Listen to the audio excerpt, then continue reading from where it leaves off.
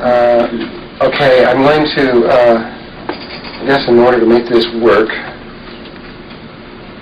no, I can go a little bit further here. A little further. Okay, the other question was, what is it about this time in 1992, or approximately this time, that is causing this acceleration in knowledge and growth and everything that's happening here, this awakening that's taking place? Well, it's tied in, according to Thoth, and also according to the Hindus, and also according to the Egyptians, and ancient Sanskrit says the same thing, with a wobble in the Earth's axis. If this was the axis of the Earth, there's a wobble in it, and that wobble, like I described before, is called the primary one, or those other ones, that are called the precession of the equinoxes. So if you were to look at that wobble, at any moment, it forms an elliptical pattern on one end. And this is the elliptical pattern that I'm putting up there. This is what happens. Right now, we have that, here's moving around like this. This is the wobble. Freeze it at any one moment. Okay, it's frozen now. And that angle, if it was for 1992, would be approximately 23 degrees. Our sun is over here. We move like this around the sun. So as we move around the sun, the angle to the Earth facing the sun changes, and so the light strikes the Earth differently, and you get your 4 different seasons depending on where you are. But slowly, this angle will keep changing, and so over time, as this moves around the sun, we get a different pattern. And slowly, this point aims to all 12 of the different constellations as it goes around over one time, over 26,000 years.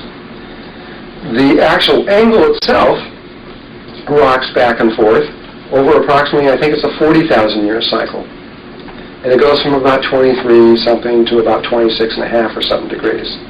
So you got another angle in there. Then inside that, you got another little wobble. So as this one's going around like that, you got another little, it's really doing a thing like this, which is about every 14 years. And then inside of that one, you got another little tiny one that does it every 14 months. And I think they've now discovered a new one that they're all talking about and they're all excited about, where there's another wobble inside of all these other wobbles. And it's just the influences of all the gravitational fields. They're all over, at least probably that's what it is. So anyway, going back to just the precession of the equinoxes, what the ancients have said, and you can read this in the Sanskrit writings, and you can read it even in more modern day Tibetan and Hindu philosophies, is that if this was the wobble seen from above, and this was when it's pointing, as the wobble comes around, there is a place where that is pointing to the center of the galaxy, and that is different than when it's pointing away from the center of the galaxy. The galaxy was toward that door, and so what the ancients, so here's that point where it's at the center of the galaxy, and there's the point away from it, or you could say when it's pointing toward the galactic wind or away from the galactic wind. And what they discovered, it's not here, but about 900 years on either side, that there is this amazing thing that takes place.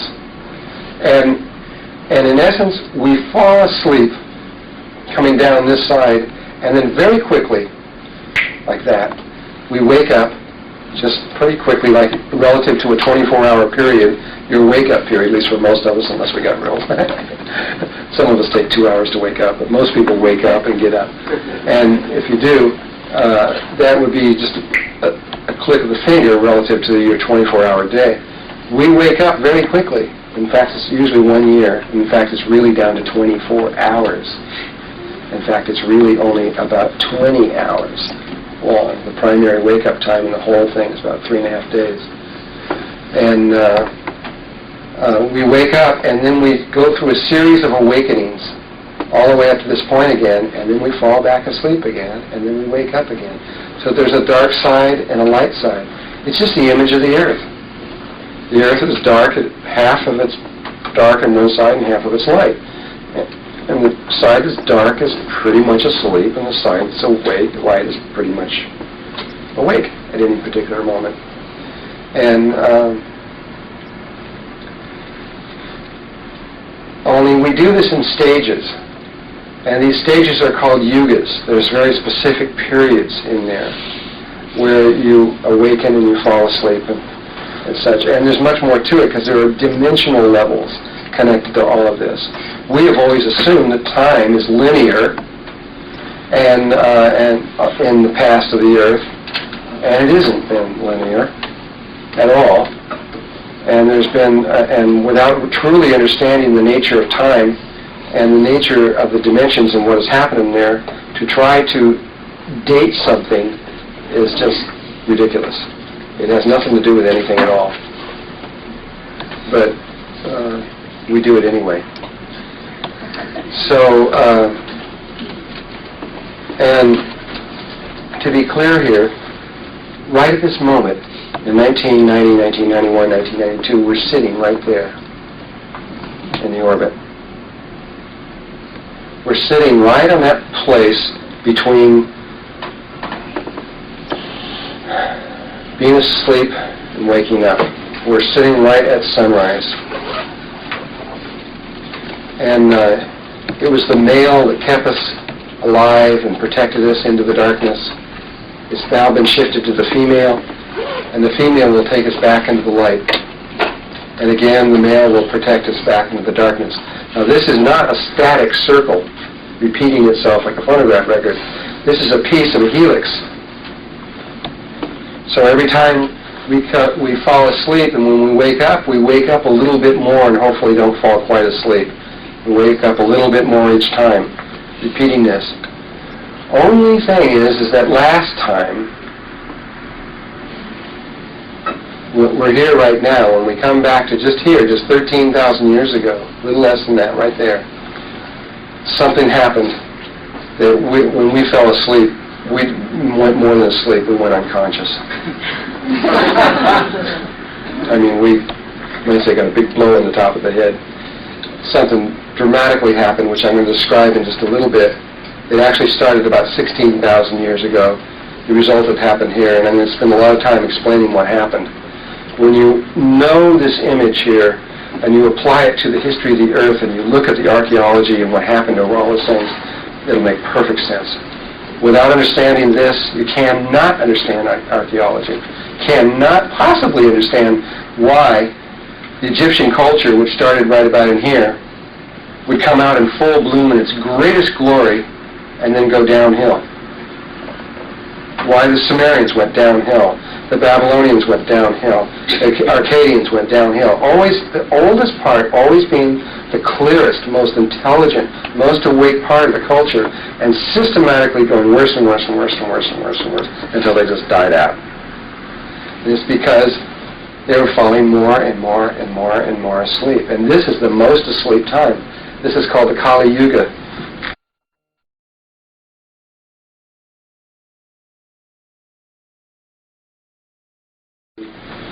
These are the yugas, Hindu philosophy.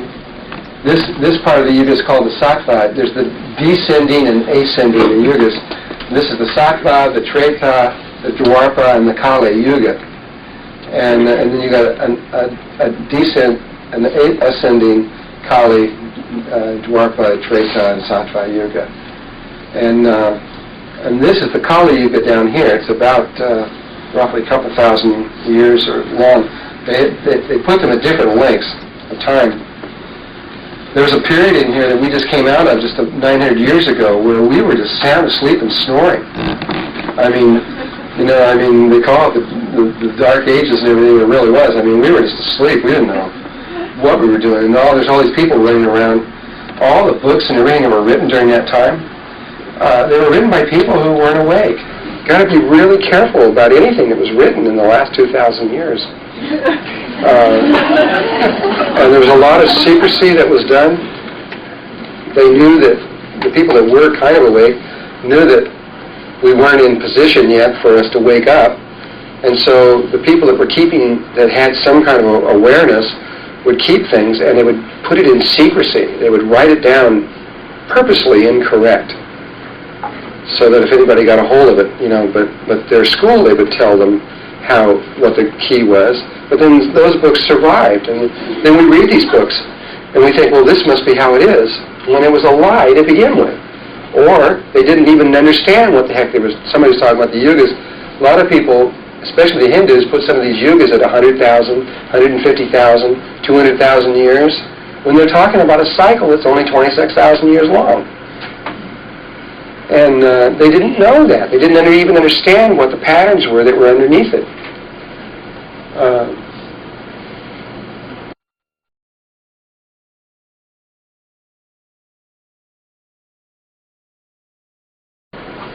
There was some Hindus that knew what they were talking about. One of them was Sri Yukteswar, who was Yogananda's guru. He put the cycle at 24,000 years, which, considering where they were at that point, that was really pretty good. You know, that's only off by 800 or 900 years on each side, and it was pretty good. But look, there's one thing I want you to notice about this one. Here he has the yugas on the outside. Here's the nearest point to the galaxy, and the distance point. He's got his put right here, only this was done in the late 1800s, so we're not exactly in place yet. And inside here he has the constellations, because the precession points to all 12 of the constellations as it moves around. So you can tie the constellations to the yugas, which is what he did here. And now where we sit at this moment, he has us here, but where we are right now is this line right here between Virgo and Leo. We're right on the line, and depending on the astrologer that you talk to, everybody has different ideas about these things and where you're starting from. But many of them see us right in physically. We're talking about physically, right in between Virgo and Leo. Some see us in the third eye of the Virgin, which is where that's placed right in the middle between them. And but that's physically in the orbit.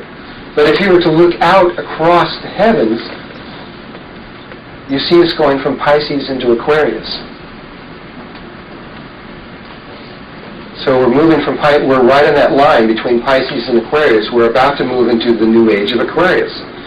That's not just a song; it's literally the truth. And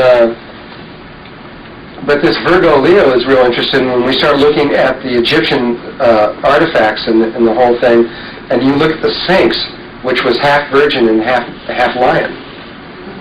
And when you see that there is one of these calendars in the sand from the air, 3 miles in diameter, marking all this stuff on the ground, invisibly, but clearly.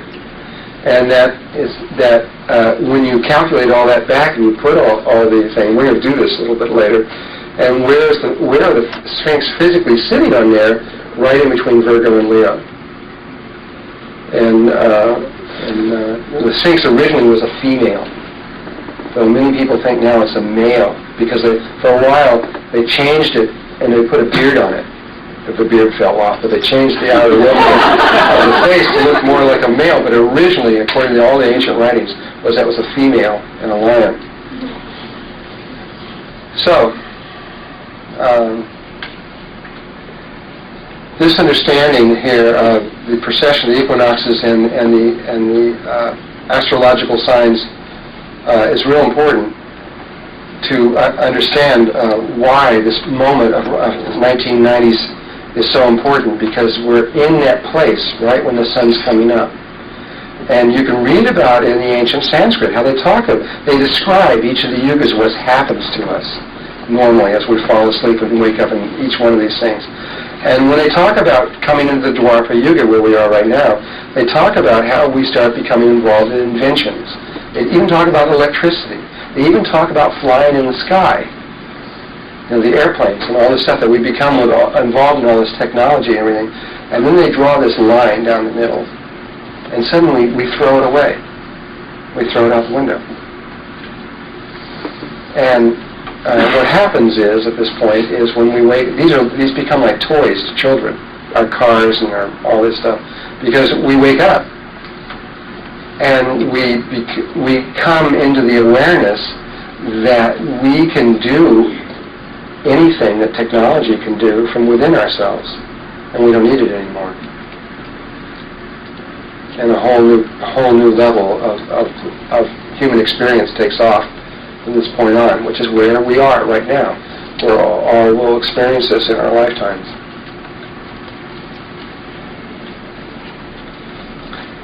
Okay, I think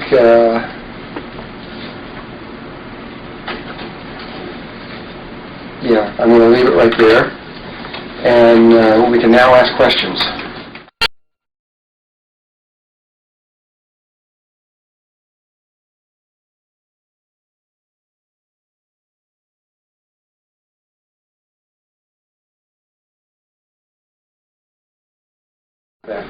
Okay. On the progression of the equinoxes, what is the reason that we have to keep going through the going to sleep period? I mean, I know that we have to go through that. Why do you go to sleep at night?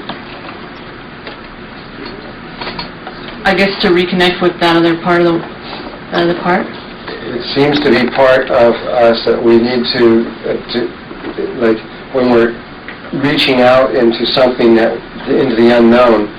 It's like we could stay there for a while. We can get to this highest point, and part of us feels like we need to go back and rest and recuperate and then climb the mountain again and keep going up. And so we do it in this spiral. Even the informational spiral that creates your bodies and everything is a helical pattern, the DNA and the RNA. And so this circular pattern seems to be something that we desire to do. Now, maybe we don't have to do it that way. Maybe we can just go right up there. I don't know. Actually, that's what I was asking, was whether at this point, given the shift that's occurred, do we still need to repeat that? Well, normally, you keep repeating that 100 million times just to go around the galaxy one time, just to get a basic pattern of what it's all about, and which is a long time. But we may just take the shot right out of here right now. I don't know if we're going to do this. I will explain what's going on in every level that I can understand, and you make your own decision. It looks like we are about to make some kind of incredible, enormous, awesome jump in awareness that it would be extremely accelerated evolutionary pattern. We're already in it. We're already right now at this very minute, moving so fast that, and you can't tell it. That's what's really funny. It's because we're inside the system. I mean, we can kind of feel it. We can look at how information's doubling and things like this, but we can't really feel it. We're like if we're inside of a car going down a highway, and we got, and we're in there, and we can't see out of it. Maybe we know we're moving, and we might think we're going 60 miles an hour, but maybe it's a really smooth road, and we may be really going 2,000 miles an hour. But how can you tell? I mean, well, you would know if you're going 2,000, I guess, because you'd be breaking the sound barrier and things. But I mean, if you were going 60 miles an hour, or say 400 miles an hour, you really couldn't tell the difference if you couldn't see anything relative outside that you're moving by or anything like that. And we're inside of this evolutionary system. We can't tell how fast we're really moving. We're moving really, really, really fast. But the speed up has only been going now for just about 21 years. And we've sort of been going faster and faster. The kinds of subjects that we're discussing here right now, do you think we could have done this 20 years ago? No way. And the kinds of things that we may start discussing in a year or two, we wouldn't even begin to talk about right now. So it's, we really are. We're just flying. It's flying all over the world. And we, the industrial white Anglo type people here, are really behind most of the world. But we think we're ahead of it in a lot of ways. The Aboriginals, the natives, Native Americans, and the native peoples of the world are way ahead of us in this transition. They are more attuned to these kinds of changes, and they are well aware that it was taking place, and they're way into it, and they're way ahead of us. When Thoth was teaching, like I said, he could be in 233 places at a time. He was he said that almost everybody he was communicating with was native peoples around the world.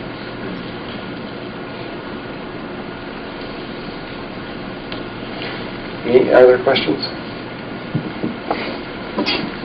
Yes, there's a prophecy around about how, 97 or whatnot, none of our electrical equipment is going to work, but it sounds like that's backwards. It's that we're not going to need it to work. Is that it? 97? Yeah. Who So said that that? everything's going to be in something about electromagnetic flow, that it's going to be, this is Pascalian stuff. Well, there's a lot of prophecies like that.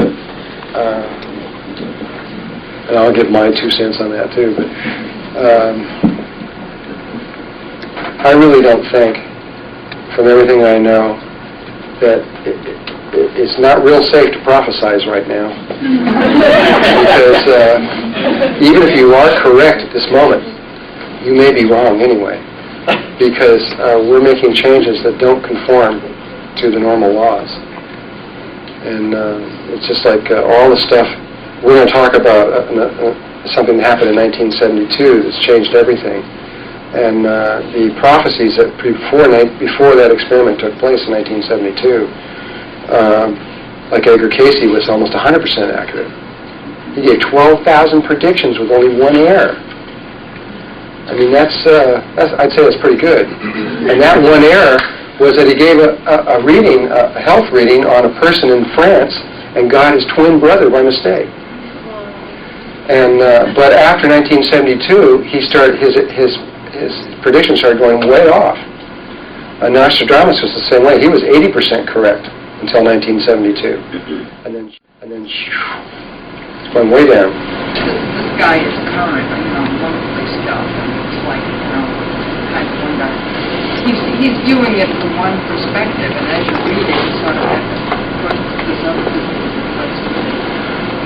Well, the Ascended Masters that I communicate with, they're very reluctant to say what's going to happen. And they have a real good view, a good wide view of the whole thing. And they've never seen anything like it. They don't even know what to think about it. And this informational level is also up on their level. They have received information that normally a planet like this wouldn't get probably 100 million years down the line somewhere. And they're acting on it successfully. We're making, I don't know. I mean, all I can tell you I will tell you what normally happens in these kind of things, which we'll get into later. And I know that there are certain things that will happen, like the poles are going to shift. But it does not have to be this violent change. In fact, I'm not so sure it's going to be violent at all. I don't think we're going to have any warning at all, or very little. The kinds of things that normally happen, the kinds of things, maybe it will, but I don't think so. I'll tell you everything I know about that when the time is right. But when you use the word soon, there really isn't any time. Well, we do have an outer limit on all of this. We're going to hit that wall in the year 2012, late in that year. By January 2013, we can't be here anymore. And so that is our outer limit of time. And the original predictions, which I'm going to talk about when they started the Christ consciousness geomancy of the planet, which was done about 13,000 years ago, the original calculations were that we would be completed with this by the winter of 1998. But those don't mean anything anymore. And we're in place right now as of this minute. The transition could take place tonight. Could take place. We could have no more than a 5 or 6 hour warning. And I'll tell you, this is a warning that once you know what it is, there's no doubt once it starts taking place. And that may be all the time you have. It really depends a lot on the people of the world and how much love we have for each other, and what our dreams are, And we're in control right now. We're in a lot. We've eliminated most of the negative forces that have been controlling things. We've eliminated, at least temporarily, most of the extraterrestrial forces that have been controlling things. We have eliminated most of the governmental agencies that have been controlling things. And the people are in more power than they know, and that's part of the problem, is they don't know. They don't know that what they're thinking and feeling is literally creating the world at each moment right now. But I have to wait until we get a lot more information laid down before that's going to make a lot of sense. I understood that the wall was between the 12th dimension and the 13th dimension, and you said that we have until the year 2012 before we hit that wall. We're going to hit the wall, yeah. So I thought we were going now into the 10th, 11th, and 12th octaves. That's correct. Of the 4th dimension. We're So going to make the first step is to get into this relative to what this very dense body that we're in right now. We're going to convert into energy, and we will still have atoms, just like we do now. Only there'll be fourth dimensional atoms. They'll be different than the atoms that we have here. They have a different configuration.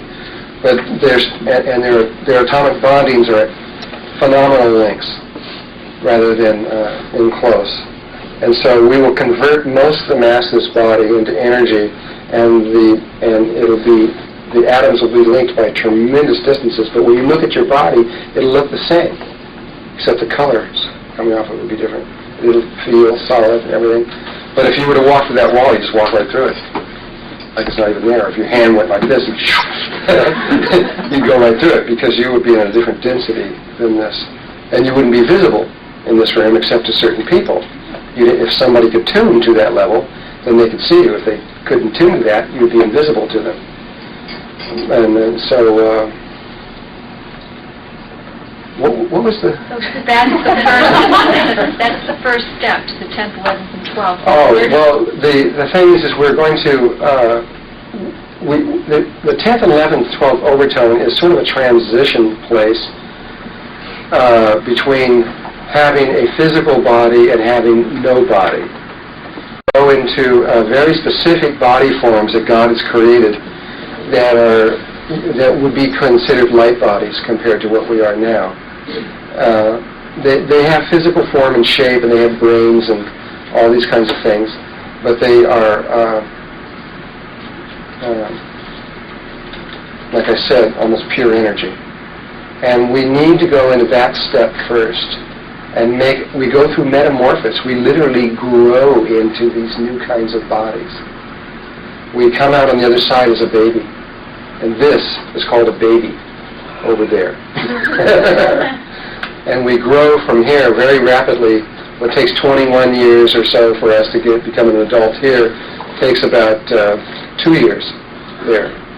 And experientially, not talking about actual time ratios, experientially about 2 years will go by and you will go through a very rapid metamorphosis into something that's going to look very different, though very similar to this. And you're going to see the pictures of what we're going to go into over there. And but then once we get in there and we become an adult there, we're going to rapidly move from there, out of there, into the fifth dimension, leave all physical form, and then slingshot from there through a whole series of dimensional levels, which it's beyond my imagination how that's going to be. And that's the part that the Ascended Masters are guessing about. No, they're guessing at just about everything.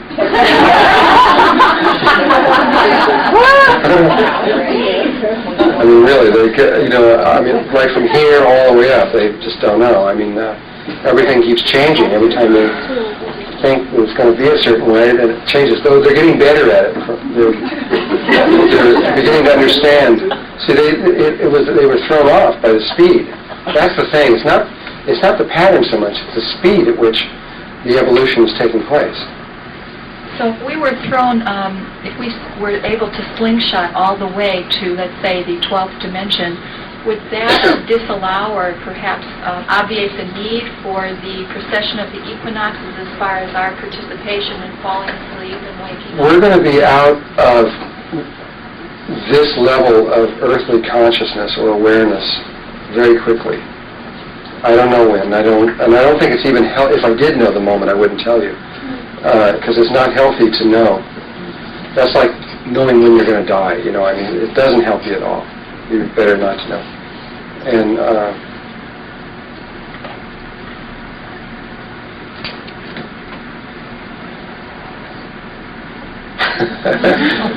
what was the question again? I just wondered if we were able to slingshot all the way up to the 12th dimension, if it would still, if we, as we are right now, would still be required to go through this experience of this intense darkness of sleep and falling asleep and waking up. Well, like I said, we're going to be out of earthly consciousness, all the parameters and everything that are on here. We're going to still be in Earth, but we're going to first go to the fourth dimensional level. Experientially, there's almost no connection at all. Almost none, except that there are bodies, but they're real different, and the experience is totally different. And I will describe all this stuff.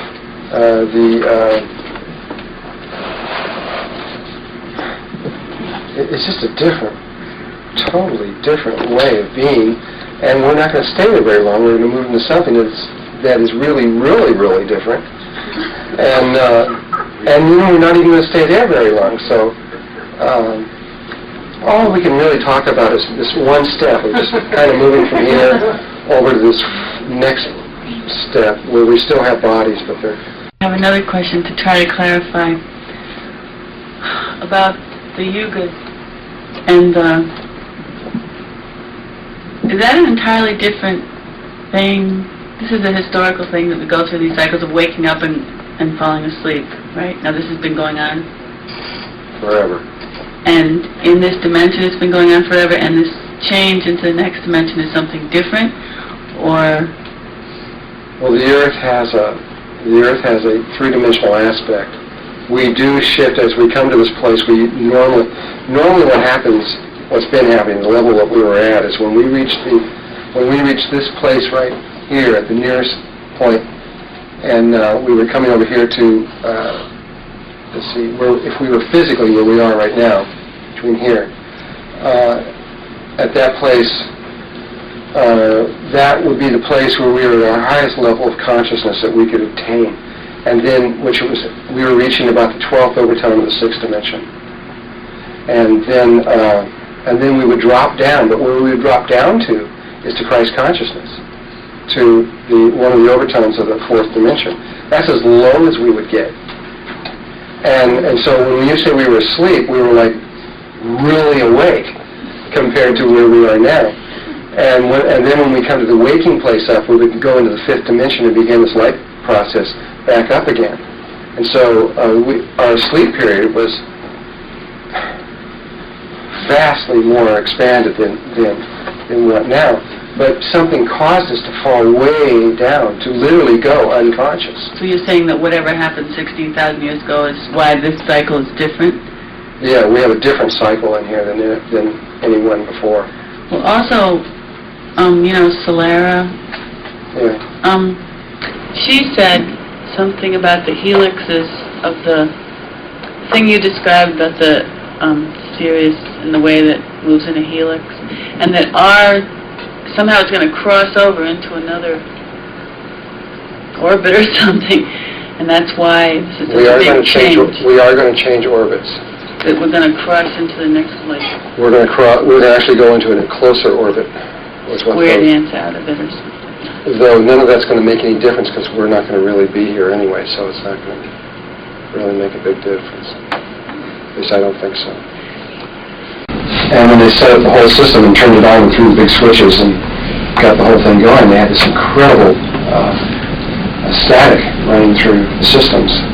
And when they tried to locate where it was, they looked through their systems and they looked into the earth and looked everywhere else. But then when they pointed up to the heavens, they said, "Oh no, it's coming from everywhere." And it is literally everywhere. And the reason it's 7.2, you can communicate that from a quantum mechanic point of view. Now, let me just say one more thing here. I'm going to get sometimes maybe speaking over some of your heads. Don't worry about it. Just watch the stuff like a movie. Take in what you can take in, and don't worry that you're not getting something, because you're getting whatever you need. And so I'm talking to a lot of people on a lot of different levels, and just get what you can, and what you can, it's okay.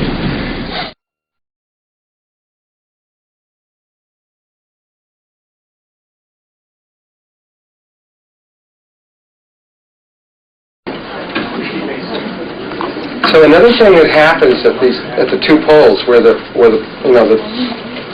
two places on the precession of the equinoxes, is that there tends to be a shifting of the poles of the axis of the Earth. Now, it was Edgar Cayce who first brought this to our attention by his predictions, and of course, when he first brought that up in the predictions, the belief at that time was that the poles never shifted, except for maybe 100 million years or something. It was something that just like never. They figured it was sort of fixed forever kind of thing, and that never took place. And it was probably people who evolved in the ARE that began to do research to see what the truth of the matter was, and they discovered that the poles had shifted a mere 10,000 BC, 10,500 BC, and which is, when you look at when that is, that's 12,500 years ago, which is right back under the, approximately very close to the time where we were exactly right on the other side of on the other point on the other side. The way they did that was they knew that there would be a lot of volcanic action at the time. They went to old volcano fields.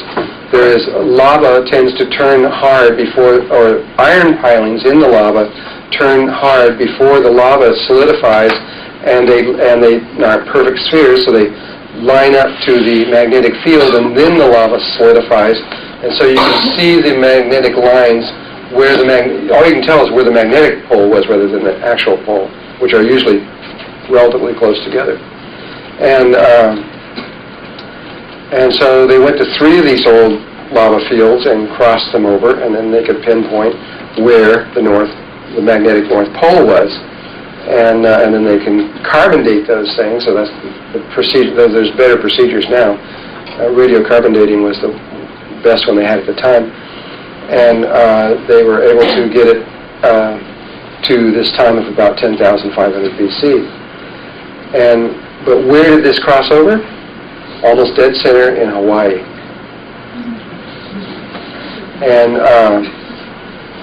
And then they did it one more time and found that the poles had shifted one more time back, which is where we are right now.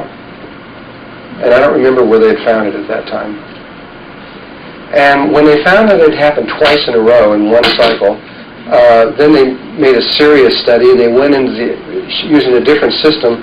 They went into the ocean floors and began to take these 6-inch, 11-foot-long core samples out of the floor of the ocean, and they could read the sediment in there, and began to discover that the poles have shifted millions of times,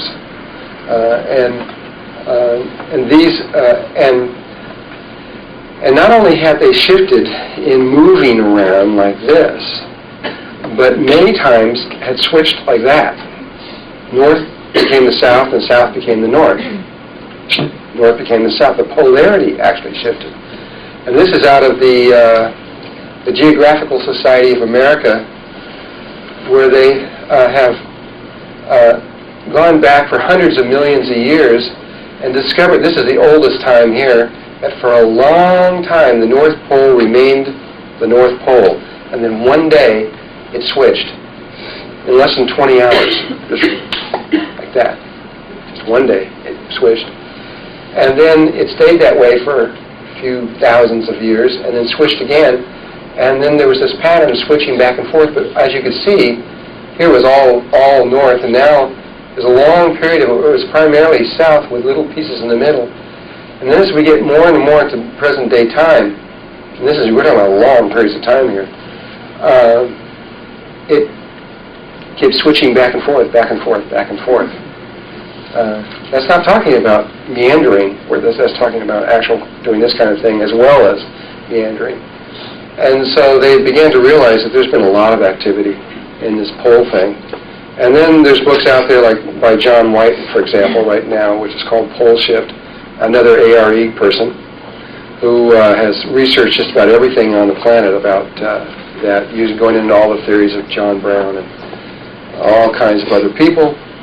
And the more you realize and you start gathering up the data on this subject, it's rather remarkable what's been going on the planet. That's happened a lot of times. And what they've discovered is that when it does happen, it is just like that. In less than one day, wham. And many things have been written about the triggers that cause this. What is the trigger that makes this happen?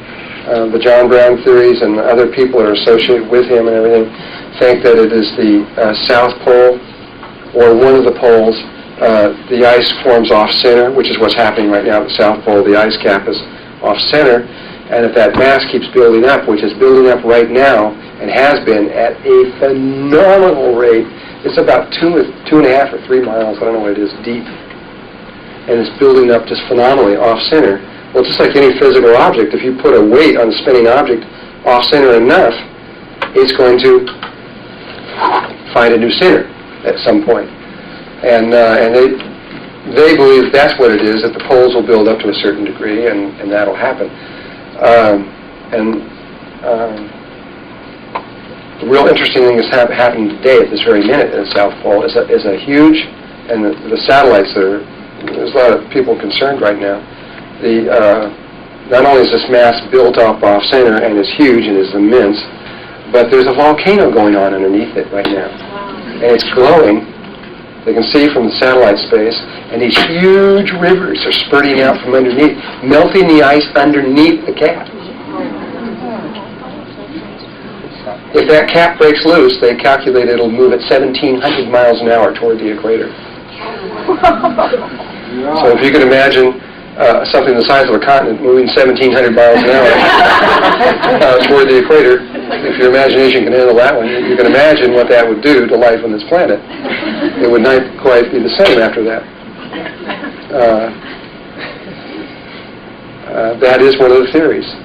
They've now discovered another one, though, another trigger that could happen that they never dreamed of before, and that is a certain distance down into the Earth, there's a certain kind of rock in there, and the rock is held together electronically. And they've been able to duplicate this in labs, where if the poles did, if the electronic nature of the magnetic field were to stop, and we have the magnetic field of the Earth has been reducing dramatically over the last 500 years, getting weaker and weaker and weaker and weaker and weaker and weaker. If it did come to a place where that stopped for even a second, this rock turns to liquid, like oil, rather than solid. And so we'd have a solid shell with a solid shell in the middle with oil in the middle. And the outer surface could move at phenomenal speeds. And they've been able to duplicate this in there, and they said, holy cow, we're just sitting on a time bomb. I mean, if the electrical nature of the planet were to change real fast in some way, that could also be one of the triggering mechanisms. And so it's real interesting. You can see where there are huge depressions in the Earth, like in Hudson Bay, and there's some serious other places where they believe that one of the poles was there with this big ice cap that pushed the pressure of the Earth in, because this ice is heavy. You know how pick up a bucket of ice, imagine it being 2-3 miles deep. It's extremely heavy. And in just a moment, we're going to look at the John Hamaker theories of the greenhouse effect, and you can see how that also affects other things in us. So anyway, at the time that these things take place, we usually have accompanied with a dimensional or a consciousness change, we have a very rapid change in the geography of the planet. And these changes, to show you how fast they are, when you go up into Siberia and you look into what happened in the very, very last one, it's been carbon dated to 113,000 years ago, you find animals and trees and humans and all these things ripped apart, torn and thrown and slammed together, and then frozen at some unbelievable speed. They don't know. They've got all these theories on how this could possibly take place, which are pretty exciting. Where these gases go up in the air and come back down at amazing winds at hundreds of miles an hour, 500, 600, 700 miles an hour, and freeze things up all real fast. A lot of it they don't really know. They're guessing, you know. But all they know is they look at the evidence, and here's the stuff. They found bison that are tropical animals with tropical food in their stomachs and in their mouths that were walking around in a very hot place, about 120 or 30 above ground, and then frozen solid right in their tracks, you know. And there are 212 different kinds of ice structure. As you get colder and colder and colder, the ice patterns will compact into deeper and deeper freezing patterns. And of course, the quicker and the deeper you can get something frozen, the longer it's going to last. This bison meat is still edible 13,000 years later. You can eat it. It's still good. People have done it. I ate 13,000-year-old bison.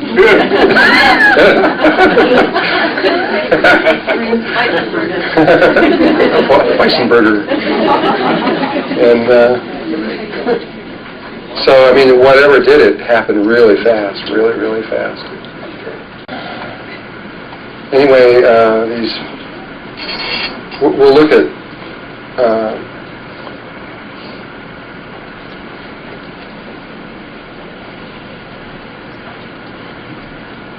I don't know what I was going to say about it. Well, the greenhouse effect, we haven't got to all that stuff yet. But simply to say that there is these incredible changes that take place around this time, usually. According to Thoth, the degree that the poles shift will be in direct relationship to how much the consciousness changes, positive or negative. That the orbital pattern and its relationship to the sun, the angle to the sun, is directly tied to awareness of the planet. I could really get into that on some of the stuff they said, but it was a lot. The Great Pyramids had a lot to do with that. The reason the orbit that we're in right now was calculated and we were purposely put into this orbit that we're in right now, 365.25 days, so that we would be where we are right now, because they knew that that angle would produce the level that we're at. They knew it in advance. But the last time the poles were in Hawaii, it shifted this way. It shifted like 90 degrees almost. It's a big change, because usually the changes are just a little bit. They're just a tiny bit. They're not these things like this. This is just a polarity. This is like a male-female type thing change. This is... Don't get excited. Is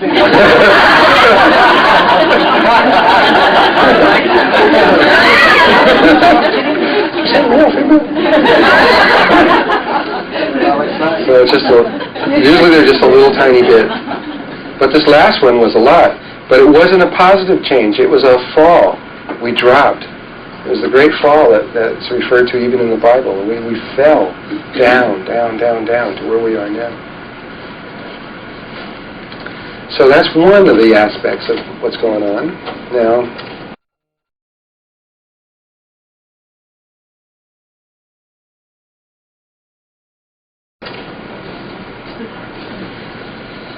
there's another thing. And this does not usually happen in our case, because we would normally be where we're trying to get to. We would normally be in Christ consciousness, which is the lowest level that we get to. And we would not have the kinds of problems on our earth that we're now having. However, because we fell and we had to move back up, and we're in this disharmonic consciousness that we're in, our earth is being threatened because of our level of awareness. And I want to talk about this threat to us for a little bit. I don't want to talk about it for the purpose of creating fear in us, because there really is no problem, though it looks like a big one. And the reason I want to talk about it for the purpose of creating fear in us, because there really is no problem, though it looks like a big one. And And the more you know about it, and the more you study it, and the more you get involved in it, the problem looks bigger and bigger and bigger, and looks insolvable. Our governments really don't know what to do right now. They don't really see an answer to anything. There's I don't know how many scenarios going on right now, and if any one of these scenarios falls apart, all life on the planet dies. And they're all about ready to fall apart. It's just a matter of if you put your money on there to say which one's going to go first. I mean, it's hard to say. And yet, I say to you, there's no problem. Which seems sort of inconsistent. Well, we'll talk about the problem, what looks like a problem first, and then as you study this more, you'll see that there's really no problem here. But it looks pretty hopeless. For a long time, we were not aware of the situation.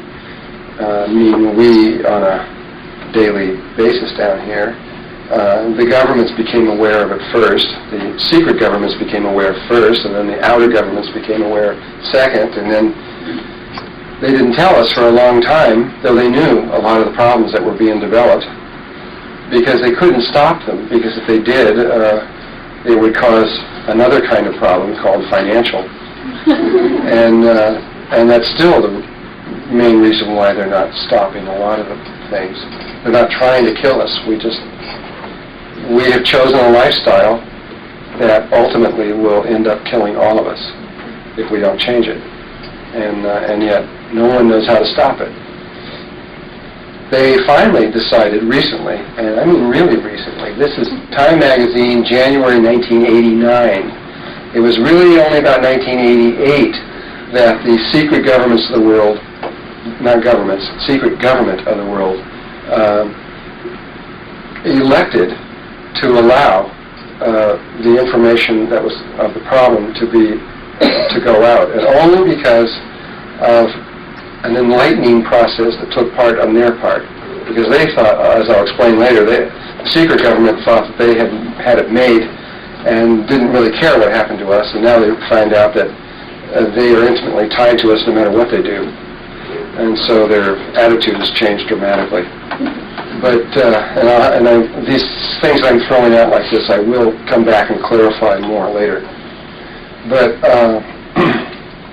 so in 1988, they began to allow the information of the problem, the big environmental problem, to come out.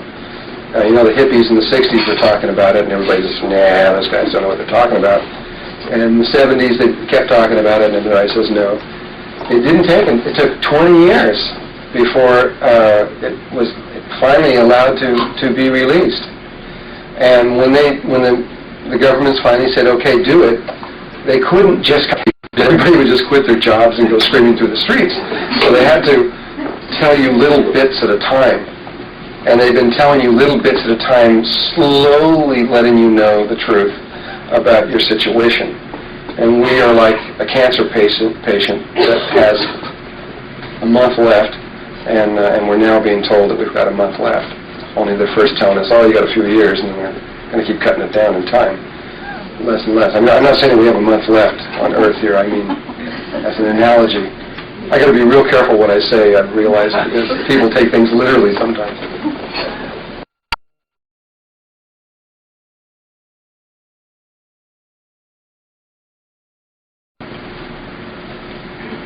So, in January 1989, Time put out this magazine called The Planet of the Year. The Endangered Earth, and the entire thing was put out to some of the problems that we were having, just some of the major ones, and to begin to let us know. Though they actually started in 1988, and one of them, and this was August of 1988, one they put out called Our Filthy Seas. And I'm going to just talk about a few of the different levels. And so one of them is the oceans. And to begin with, there was a book written by Jacques Cousteau. You all know who he is, right? And he wrote this book maybe 12 years ago. And he said something in there that nobody believed. They just simply didn't believe it. He said that the Mediterranean Sea would be a dead body with no life in it at all by the end of 1990. And that Atlantic Ocean would be a dead body with not a thing in it by the year 2000. And they just, what? Nah, no way, impossible. Well, he wasn't exactly gone. He was off by a couple of years or so, or 3 years or so. It has gone a little bit longer than he thought. But the Mediterranean Sea, as of this minute, is just about a totally annihilated body of water. There's hardly anything in it at all. The entire sea of the Mediterranean is 90, who knows, 95, 96, 97% completely gone. Maybe it'll take another couple of years, but within 2 years or 3 years, no life in there, another dead sea of the planet. The Atlantic Ocean is falling right behind it.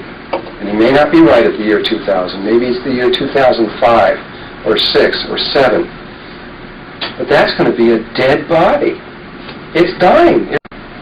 It's hard to imagine if that's possible, but it really is. It's going to be dead. If we just continue just at the rate we're going without having even escalating at all, we've been continually escalating everything.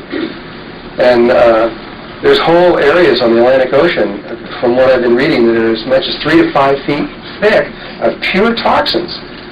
Patches that are hundreds of square miles around. No life can live on them. It's like cancer sores all over.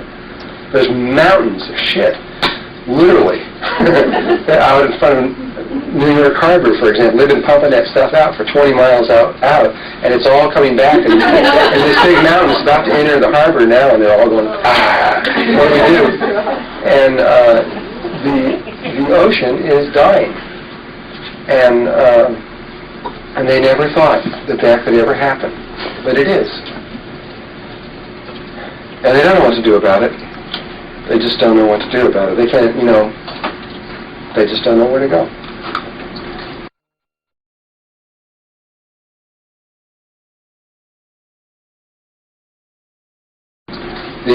This is the Pacific Ocean, which he did not talk about, which is a much bigger body of water and would probably take much longer for it to do. But the same signs, the beginning signs that were happening in the Atlantic a long time ago, are happening there. These red tides are sweeping throughout the Pacific, and nothing can live in or under that. That takes all the oxygen out, so when a fish swims in there's no oxygen in the water, and they die. And it's just a sign of a polluted planet. And it's pretty horrible what's happening to watch this take place to Mother Earth, but it's going on. And these oil wrecks that keep happening, just keep right on going, but we just keep right on sending them. We're not going to stop our cars. We're totally addicted to this technology. We can't stop. And we'll go right to the end, right to the very end, until we all drop dead, and we'll be in our cars dropping dead. And I'll be with them, I'm sure. We're all addicted to this stuff. And, well, the oceans are the bottom of the food chain. The plankton are there. Without the plankton, we can't live. We can go maybe a few more years, but it's all over. We can't live without our oceans. You may think you can stay up here and just keep right on going, but you can't. We'll die without those things. And that's a sure bet.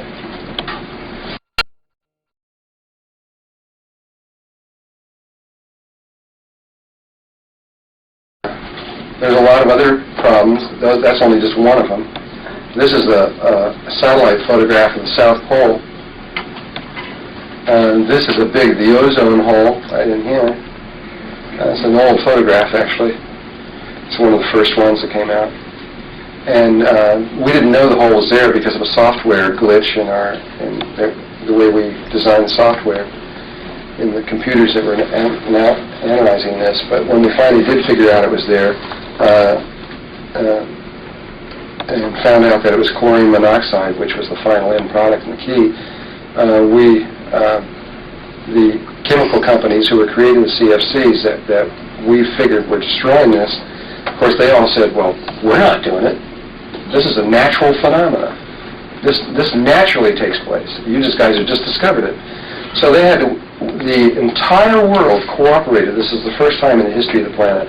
The entire world of every single country on the planet cooperated on a single project and that was to check this out. It took them 2 years of high altitude flights to see what the levels of chlorine monoxide were.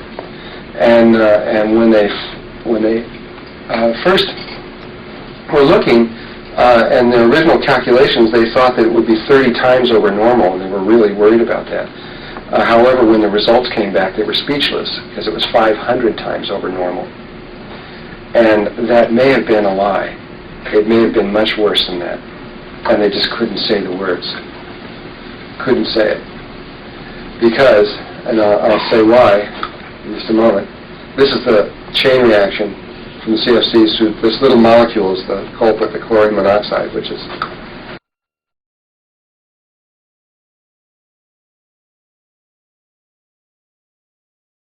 this is just last year. This is what's been going. This is what the EPA does here. They can't tell you the truth directly. You can understand if you were in their position. And so they tell you that they'll let out, oh, it's worse than we thought. It's 10 times worse. I mean, that's in one statement, and a few months later, oh, it's worse than we thought. It's 10 times worse. You got to keep adding these 10 times up each time, you know. Keeps getting up. Here's this one, for example. The fatality rate will be 21 times what the EPA had earlier forecast. 2 weeks later, oh, I don't have that slide anymore, I forgot. 2 weeks later, they came up and they said a little thing. Their earlier forecast of 3 weeks later, it's double that. Well, that went from 21 times to 42 times. That's an enormous jump. And in words, it just kind of goes right over us. And they can just keep right on doing that. Who knows what the real situation is? We now know that there's a hole in the North Pole, there's one at the South Pole, that the rest of the thing is Swiss cheese. There was two people who, and I don't remember their names, and I'm going to have to get people to calculate, to figure out who these guys were. They wrote a book about 10, 12 years ago also, predicting that this would happen in the ozone. And it was a man and a wife team, predicting exactly everything that was going to occur. And then it started occurring just like they said. And of course, nobody thought that they were accurate until it started getting to the levels where people started getting afraid. People in the know, anyway. And then about 2 years ago, there was a TV program on where they brought in experts from all over the world, and all saying, well, what can we do? And they all have all these ideas how they're going to pump dust up into the atmosphere and various things to try to fix it. Of course, it's all experimental, and nobody knows any idea whether or not it'll work or not. And they finally got this man and wife team on the TV, and I sat there and watched it, and they said to them, well, you guys know more about this than anybody in the world because you were able to actually predict this and everything else like that. And the guy's real optimistic. He says, well, what can we do? And the guy, a part of the team says, I don't think there's anything we can do. I think it's just over. And, you know, I don't want to hear those kind of things. He says, well, what do you mean it's over? And he says, first of all, we can't get the entire world to cooperate, which is true. I mean, it's just like impossible. We had this meeting down in Rio where we tried to get the whole world, and George Bush didn't even want to go, you know, and it was just all a farce because we didn't have any internal agreement with anyone. Money's more important than the planet is what the truth is, and jobs, this kind of thing, is more important. Though it is important. The money and the jobs are important, of course, but it's not going to do us any good if we all die. So I mean, somewhere a balance has to be found.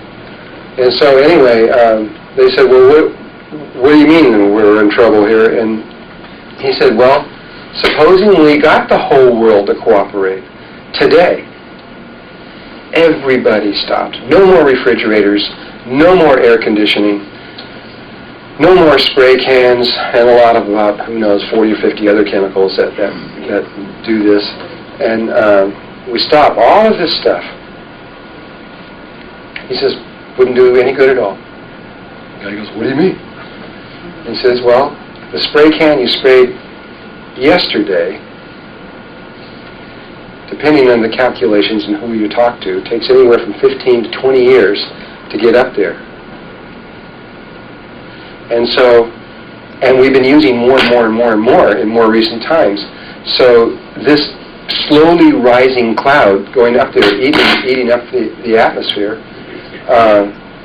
will continue to eat the atmosphere for 15 to 20 years, and at a faster and faster rate because it's denser and denser and denser in more modern times. What's eating the rate now up there now is what we did 15 or 20 years ago, which wasn't nearly what it is now. And he says, we won't even have an ozone in 10 years. So what difference does it make? Well, if we don't have an ozone, and believe me, we are almost don't have an ozone in 1993. I did get it right this time.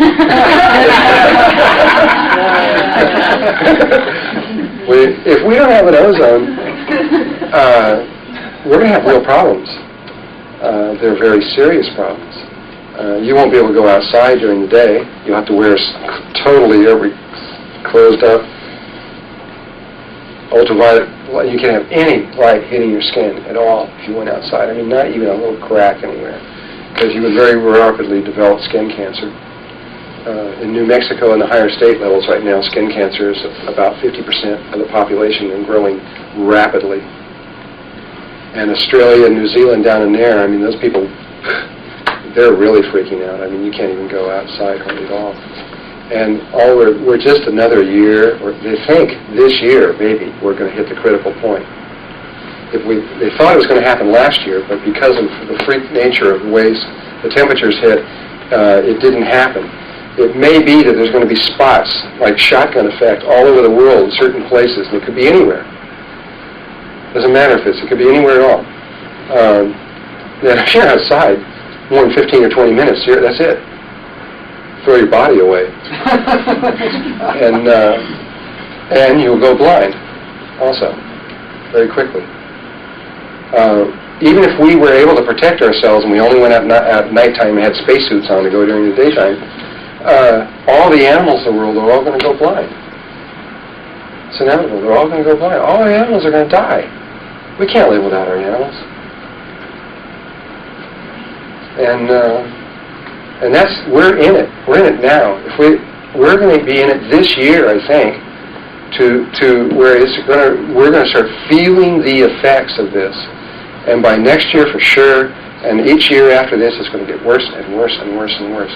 So we're right now on the knife's edge of where the true effects of all this that's been going on is going to really start start being felt.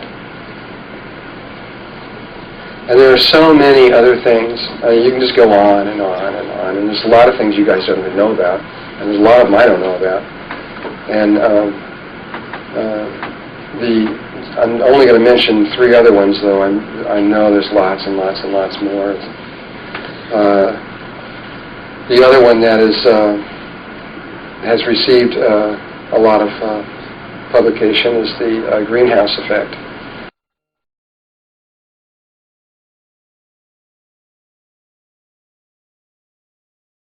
And the greenhouse effect is a very, very scary situation if you know the totality of what's going on with it. When George Bush took office in his first time there, within 1 week after taking office, 700 environmental agencies band together to go talk to him, 700 of them, to tell him that the worst scenario of all is the greenhouse effect, worse than the ozone, worse than the oceans, and worse than lots of other things that are going on, that this was the worst one they can think of. It's not the worst one, but it was the worst one that they could talk about anyway. And they said that if we don't stop the greenhouse effect, that we're basically all going to die. And this is when Gorbachev wanted to set up satellite stations to monitor all the environmental problems and everything, and they were all starting to talk about all this stuff, and then they just let it go again. They just dropped the ball and kept going for the jobs rather than for the environment. And but if you carefully read and study the greenhouse effect and what it means to you, you will definitely rather have the greenhouse effect go away than lose your job, because this heating up is not going to keep heating up. I believe, I have studied this pretty carefully, and so a lot of the people that I've worked with. Just look at the John Hamaker theories, and there's videos made on this, and study the evidence that he presents. And it's pretty powerful evidence. He's shown that you can go to lake beds and take samples out of the lake bed floors, and you can see, first of all, one thing undeniable. Ice ages have been moving in a sine wave effect over the Earth forever. They can look at the pollen count, that there are layers where there's pollen, and then there's long layers in these ancient lake beds where there's no pollen, no life, and then pollen, and then no life, and then pollen, and then no life, and that the time periods are that there's 90,000 years of ice on the Earth, followed by 10,000 years of warmth, followed by 90,000 years of ice, followed by 10,000 years of warmth. And until what he was able to distinguish from that was that the length of time, they couldn't distinguish for some reason until about a few weeks ago, the length of time that it took to go from the cold to the hot. They suspected, when he was making the theories, they didn't know, and they thought that that was a slow process. But they did know that the time that it goes from hot to cold, which is where we're at, that they were able to calculate very carefully from the data of these things, was 20 years long. The time it went from normal, warm, everyday life to solid ice, 50 below zero average on the planet, and ice building up rapidly from anywhere from a mile to 2 miles on the surface of the Earth above certain equators and certain places on the Earth, was 20 years long. And the John Hamaker people who have been studying this for a long time believe we are now about 16 years, 17 years into that 20-year cycle. They think it'll hit in the next 3 or 4 years. If it happens, what they say, the whole cycle is simply this. The whole thing ties then to one word: minerals. You wouldn't think minerals have anything to do with any of this stuff. But it depends on where you want. It's a cycle. It keeps repeating itself. So it depends on where you want to start in the cycle. Let's start in the part where the ice ages are receding. And so you've got total cloud cover over the entire planet. It's 50 below zero everywhere, or colder. But slowly, after 90,000 years, it starts warming up and the ice starts receding. This 1, 2, 3 mile thick ice thing, as it recedes, obviously crushes up all the rock that's underneath there and turns it into these little 3 and 4 micron size pieces of rock, which are called minerals, which get blown around the world with the winds and things that are going on. And so the Earth gets mineralized. And as it keeps warming up, the mineralization and the warmth, eventually the plant growth starts catching on, and it really takes off, which starts pulling 1 acre of average trees has 50,000 tons of carbon dioxide in it. So it starts pulling this back out of the air, and the faster the plant growth grows, the shield is lifted until finally the ice really starts going away, and everything gets watered, and you have a situation where we're back into the normal situation where we are now. And then about 10,000 years down the line, the minerals run out. Just like if this plant, if you just keep watering it and watering it and watering it and watering it, and you don't put any minerals back in there, eventually it's going to die, because there's no, you go for so long and then it'll just do it. Well, because the mineralization basically happened at the same time all over the planet, the whole planet goes at once. And when the minerals run out, all the trees all over the planet starts getting weak, which is now happening, and I'm talking about one little place. All over the globe, this is happening. All the trees are getting weak. All the trees are getting sick, and because they're getting sick, the fires are beginning to burn, and we have these incredible fires that are all over the planet right now. China has got huge areas that are burning, and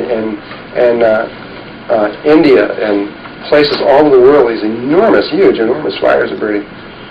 And this is just a natural process, but we are adding to it with our automobiles and all these kinds of things. We are just throwing fire, gasoline on fire and keeping it going even faster. What they now just discovered, just in the last few weeks, in fact, it was just announced in Discovery Magazine of this month, they just found out the time that it goes from cold to hot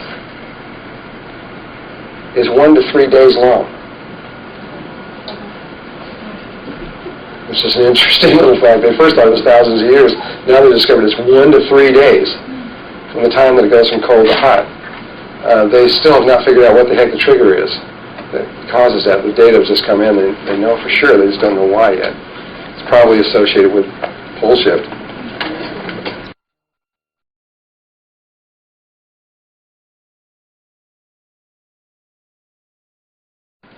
Anyway, just to finish this little cycle, what happens is when the force gets weak and they start burning and the greenhouse effect starts happening, the oceans start warming up, and the ocean water around the equator starts getting very hot, which is just what happened last year. This spot here in the ocean above Australia in here is the hottest recorded temperature in the history of our Earth. 86 degrees. 86 degrees in the ocean water there. This is last year. This is from the NASA reports. And what happens is the waters heat up and these huge amounts of water get pulled up into the atmosphere, which then gets pulled by convection currents because you got hot middle and you got two frozen ends.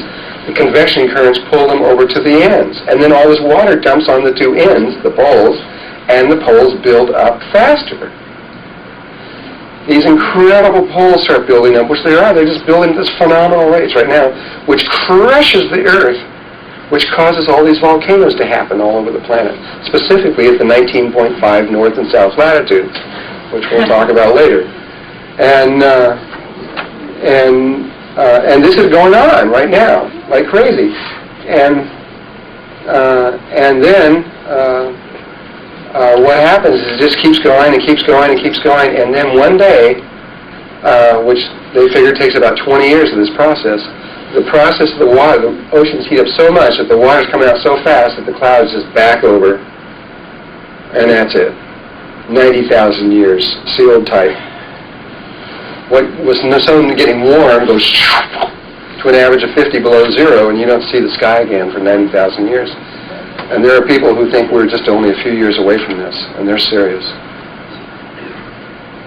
And so you can understand why they may be a little concerned about the greenhouse effect.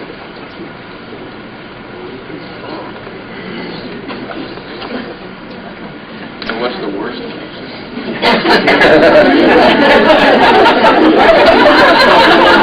What's the worst? Well,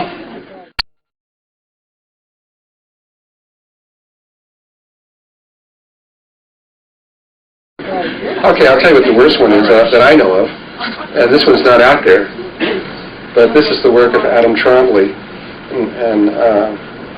And Adam Trombley has discovered that after having a great deal of research in this, that atomic bombs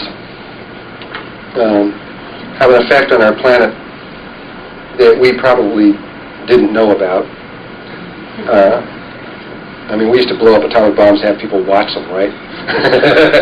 They'd become an X-ray thing, you know, and then they'd drop dead a few years later. And we didn't know, and we used to blow up bombs and have the clouds drift over some of our Nevada cities, and they're all dying and dead. We did a lot of things that were wrong and out of stupidity. And but we blew up 212 bombs above the surface until we got pressured to do something else, so we blew them underground, figured that's okay to blow them underground.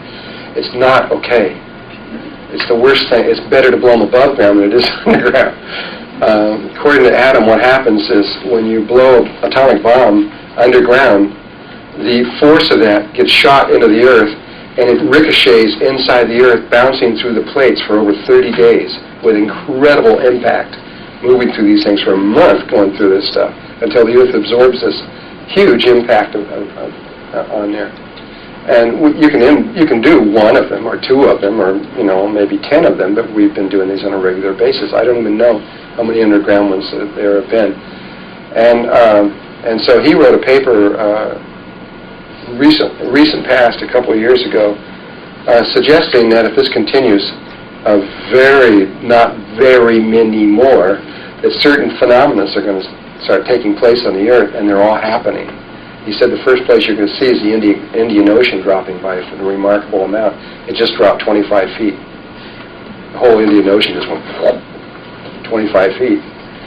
And there's places that you talked about how this was going to happen, and he believes that if we keep doing it, the Earth will just blow up, just fall apart, pieces everywhere. So that's the worst case scenario I can think of. And we were on when the Indian Ocean dropped and certain other things happened, and it conformed exactly to what he said. We were on red alert, military and governmental levels were on red alert, and probably still are, relative to this whole situation.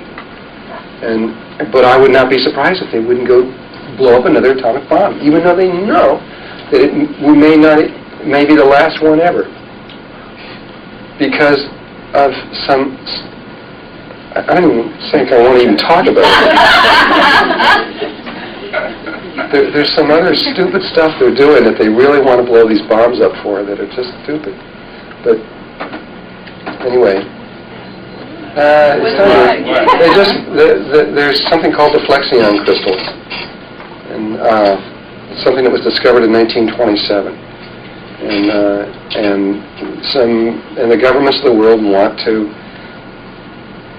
to complete this project, and it requires blowing up atomic bombs, and because whoever finishes the project will kind of control the Earth, because the technology will sit, and they've come so far along, they're almost there. It's what the crystal place in White Sands, New Mexico, that's being built right now. It's what the primary purpose of it.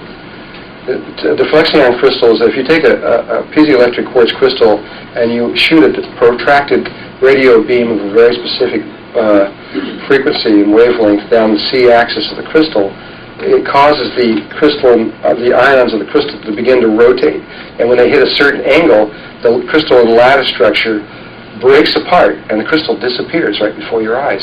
And the crystalline atoms migrate into space and reform into a larger crystalline atom. And so you get this, a little, say a 2-inch crystal, suddenly disappears and reforms a few minutes later 2,000% bigger. So it'd be 40 inches long. I guess that's what it is, instead of 2 inches. And well, that would be interesting if it was just that. But the other thing is that the crystal lifts off the ground. It levitates, and it levitates with. It will lift huge. A 2-inch crystal will lift 5,000 or 10,000 pounds off the ground.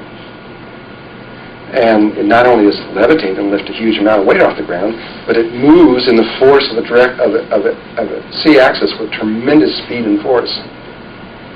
And so, obviously, if you could get those things together and control them, that would, in terms of what that means, in terms of space travel and everything else, would be pretty good stuff. But the one that they're mostly concerned with, even more than that, is that a Flexion crystal absorbs 100% of all energy that passes through it, and so and retains it in the lattice structure somehow. Nobody knows how. You can blow up an atomic bomb, and it'll absorb an atomic bomb and release it as electricity through many different kinds of means, even mechanical means, or release the bomb, striking the crystal. And so there's all kinds of purposes and reasons for that. And I believe that that's what's going on, specifically since the Japanese have gone around systematically over the whole world and bought up all the piezoelectric crystals on the planet, just about. There aren't any left hardly anywhere. And you can't do it with synthetic piezoelectric. It has to be natural for some reason. And so, and I think that, and I know that the Russians, the United States, and Japanese were all working on this. And I think the Japanese have either figured it out, or are so close to figuring it out that they want to make sure they had the world's supply of it. So they bought it all. They've got it all over there. So there's hardly anything left anywhere.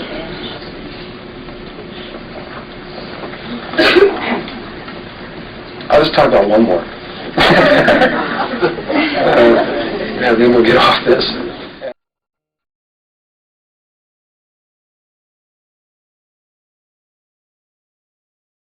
And that is AIDS. Who's seen the Stricker memorandum here? Quite a few people. Dr. Stricker was one who has carefully watched the AIDS epidemic, and if you believe his data, he says that it was the United Nations, through the World Health Organization, that created the AIDS virus. And the purpose and the reason that they did it would be a pretty obvious one, really. And what would you do if you were in their place? What if you were on the world body and you came to the realization that the world's population was going to double in 10 years? If the world's population doubles, we're all dead. We can barely handle it with what we got here right now. Imagine, if you can imagine all the cities and all the whole thing doubling in population and rapidly, they're all going to be kids. I mean, the only reason it slowed down primarily is because of China, because China's realized this and had the wisdom to make a single, you can only have one baby in China, and that's it. And though it's caused a lot of weird stuff going on because they all want to have male babies, so they kill the girls and make sure they only have males, and so you got all these males growing up with no females. It's really a weird situation. But it's a synthetic situation that's been developed here. But if they had not done that, we would be hitting this doubling process in about 7 years. As it stands now, I think we've got a little bit longer. But either way, no matter how you look at it, it's going to happen, and when it happens, it's all over. And then it's going to double again really quick after that, which would even definitely do us in. So the population itself would annihilate us all if we don't do something about it. We could not survive it. It would be all over. And so the United Nations, through the Stricker Memorandum, said that they had to do something, and so what they did was and he showed the actual United Nations document saying that they needed to reduce the world's population by 3/4. And let's reduce it, and we're talking about eliminating people. And so, according to Stricker, they took the virus from a sheep and this virus from a cow and blended them in a particular way to create the AIDS virus. But they already have the cure. But they'll wait until 3/4 of the population is dead, and then they'll say, "We just found the cure." And that's the game plan. And it was put into the hepatitis B injections, which were given primarily to the homosexuals, because they were the ones that had that particular problem. Whoever did that consciously tried to get to them, in the United States anyway. And so it appeared to be a homosexual disease, but in the rest of the world, it was not. Whoever tried to do it tried to get rid of the homosexuals and the blacks. This is pretty clear, because it started in Haiti and Africa and the homosexual community. And now,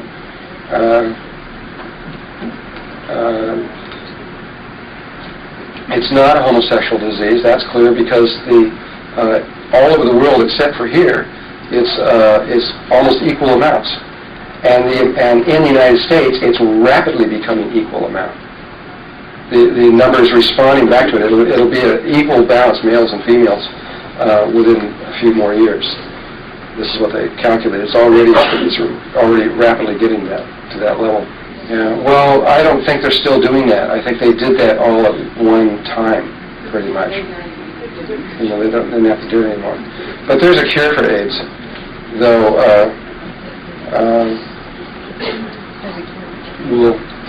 We'll just have to see. It's the same thing that what Stricker said at the very end of there was he understood. The answer lies in light. And it's the royal light frequencies, but not the ones that are published, because those are wrong and they cause cancer. And they were all purposely distorted. Whoever wrote the books and everything else like that, they did not tell you the truth. But if you can figure out what they are, and the answer lies in this geometry, relative to that, even on a scientific level. But what do we do, even if we find an answer? Then what do we do? What do we do about the population? So, I don't know. I just work here, you know. I don't have any answers for you guys. I don't know. It's an incredible situation.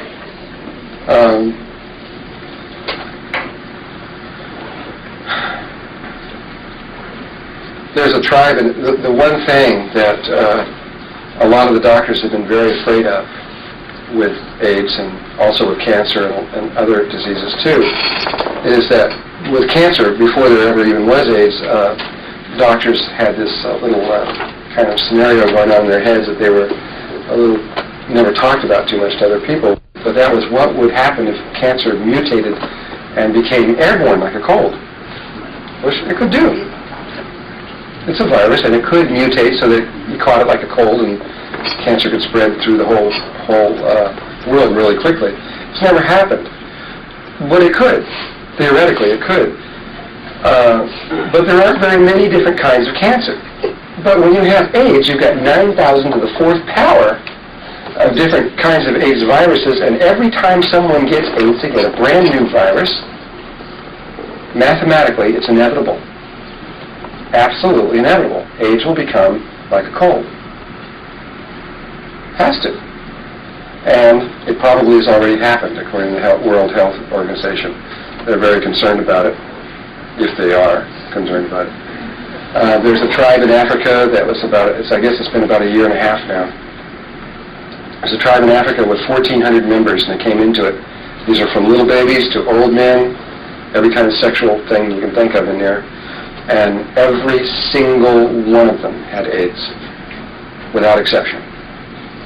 And they suspect strongly that it somehow became either waterborne or airborne or something, and that it's probably already taken place. And if that's the case, then it takes a few years for that to actually get going around the planet. But anyway, are you nervous?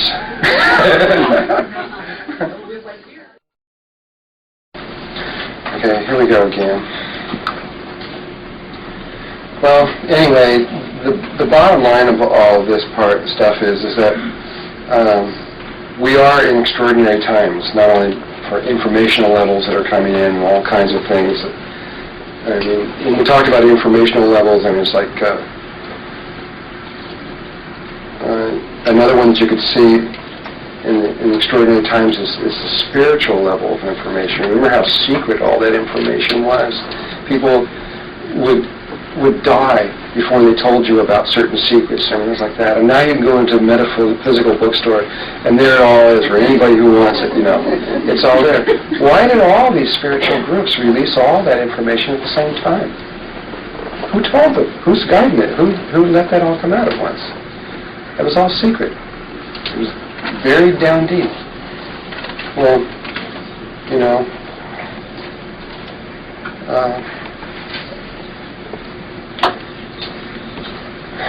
we're in a situation now where we're not in an ordinary, everyday life, and yet most of us are going on as though business as usual. And we do have to have a certain part of us that does that. If we're going to survive this or make it through, we need to get through the daily life. In other words, we've got to have part of us that continues on and pays the bills and tries to do it in the cleanest, best, and most sacred way you can. But on the other hand, to live only for that and for pleasure and to keep going at this point in the game is really, you're just wasting your time. If you think that you're going to get married and grow up and have kids, and they're going to grow up and go to college, and you know, and you're going to watch them grow and be, I mean, we're not going to be here. We ain't going to be here that long. I don't care which one of these scenarios take over eventually. We've got all kinds of things about ready to crash down on us. We're in the last days. I don't care how you want to look at this. Whether you want to look at the precession or any of these other subjects, we're in the final ends of this, and we need to, and yet this is a great gift to be here at this particular moment too, because we have the ability now to take this time to make certain changes within ourselves and to be able to make to make this transition out of this place into a place where that is clean and healthy and ready. The American Indians refer to it as going from the fourth to the fifth world. They call it the day of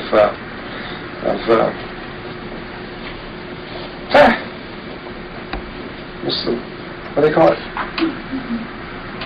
Are there any American Indians in here?